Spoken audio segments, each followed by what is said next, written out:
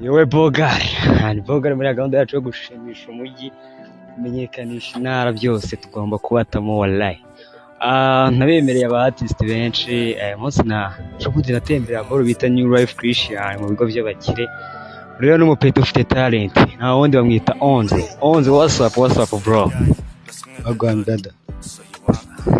None se Gucci brother. Ibyo mvuze nibyo mwana umuhanzi wa danje muri New Life Christian.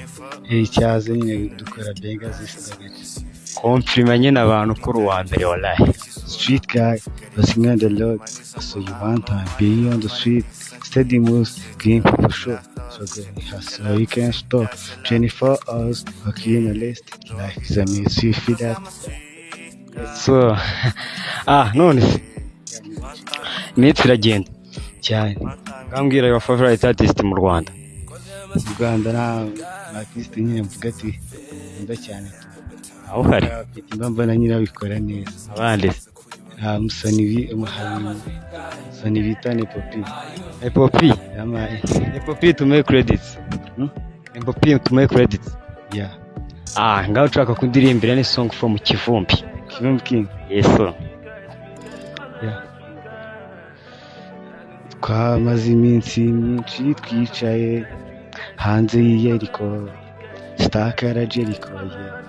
Mu butayu niho twisanze, abanzi n'abakunzi mu matwi yanjye, aho twavuye niho habi cyane, Uwiteka Imana niyo yitanze, in Jericho we champion someday, uyu muziki niyo si yanjye. Agiyo ngaba ari kumwe na Kevin ita Jericho. So ubundi Jericho bisobanuye iki mwana? Bisobanurira kimwe umuntu wiga arabor. Jericho ni ibiki byabereye wallahi. Nyine nk'umuji uyu unafata bore ze nyine Jericho ni ibiki kubijyanye ko ari Bible bijyanye n'ibiki? Ni Bible kabisa, nawe urashona agiye no kwishimira numva nyine ari isi nyine umuntu abangaye nazo nyine nka struggle uhura nazo mani muri uyu muziki nk'umuntu ukizamuka n'izihe mwana? umunsi ku munsi turihiringa nyine kuri banki irenze, ntabwo aba yagiye muri studio ugaseka nyine recording. So umwana hagati ya 155 AM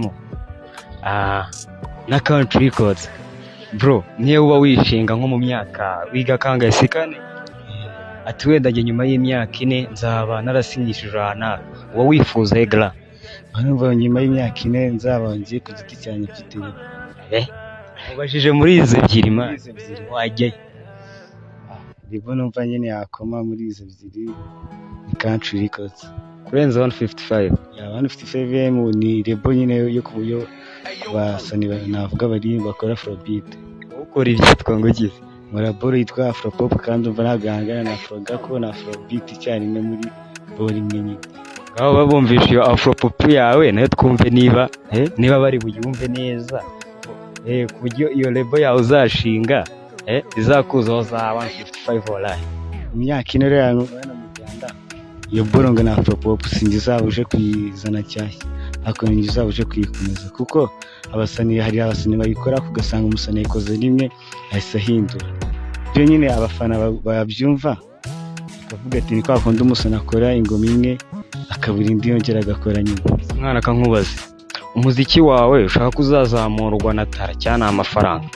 Itara ko keshi zo nawe afite keshi zihagije tu, ako nubwo nabyiza kugira ngo iwe boga yama ngama nkubitiramo ya Afropop yawe nyine tu wallahi item cyangwa indi ngoma yawe ufite saro ufite ingoma imwe bro utemi bana ndi hano y'Imatan shoga nyinshi mbone crowd. It's been a long way to beyond street guy they call me shit, but I thank you for today.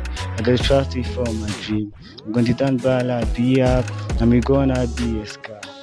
Yo ari kuri best cyane na English si cyane, ariko nyine mba numva nyine English yoroshye nyine izana vibe kabisa. Nese ikibazo kimwe, ubwo umuziki urimo English cyane n'umuziki urimo ikinyarwanda nka kuri abakirisizi baririmba ati nzigira inzozi nziza uzandota, no kubakubita English yo hejuru, ubona abanyarwanda bakeneye iki?